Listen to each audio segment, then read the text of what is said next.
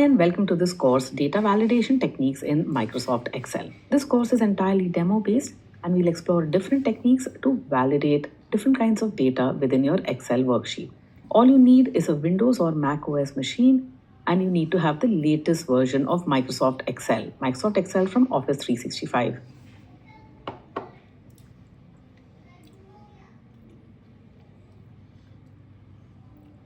Of an employee meets a certain character length.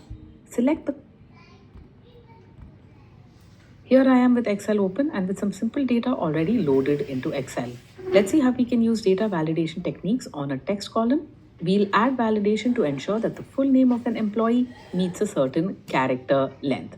Select the column to which you want to add data validation and head over to the Data tab in the Excel ribbon. Here you should find an option for data validation. Select this option, select the first data validation, and this will bring up a dialog. The drop-down here allows you to select the validation criteria for what input is permitted in this column.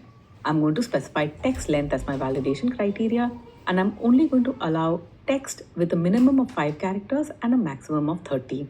This is what I consider a valid name. Checking ignore blank, which is the usual default, will ensure that any blank cells are not validated.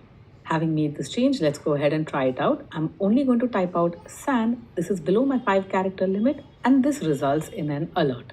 This is the default error dialog for invalid entries. When you choose cancel, your invalid input is deleted and you get back to an empty cell. Let's try an invalid input again. Once again, you should see the default error alert. If you hit retry, Excel will take the focus back to the original cell and you should be able to edit your text. If you have validation turned on for a cell, it's good practice to add some kind of input message indicating what you're expecting as input in that cell. Let's head back to data validation and this time around click on the input messages tab. I'll specify a title and input message indicating the validation error.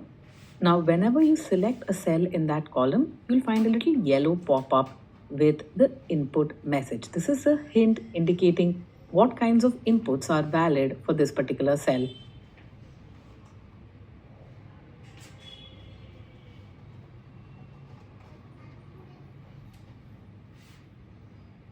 In spite of the input message, let's say you go ahead and input some employee name which does not match our validation criteria.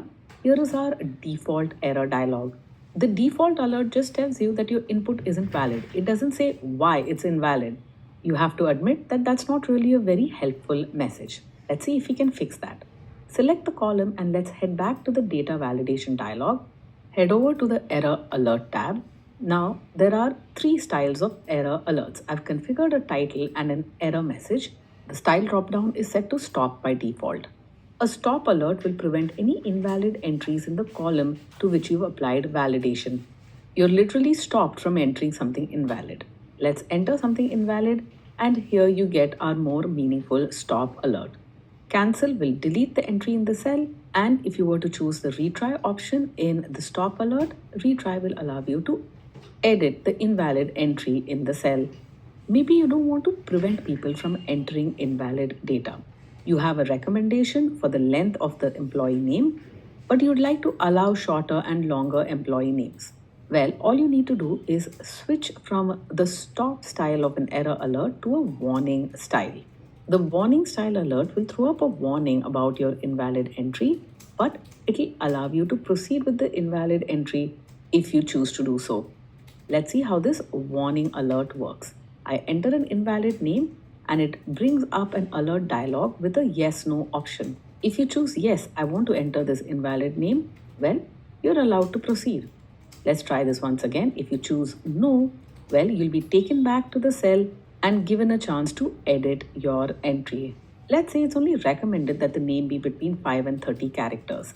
It's not a warning and it's definitely not an error. Well, you can change your error alert to have style information. This will display a message about invalid entries but won't force you to make any edits or do anything. Here is an invalid entry. Notice that the information alert has just the OK button. You can hit OK and just proceed. So you can choose to leave the invalid entry there or you can choose to fix it. It's up to you. It's really just information about what the entry should look like.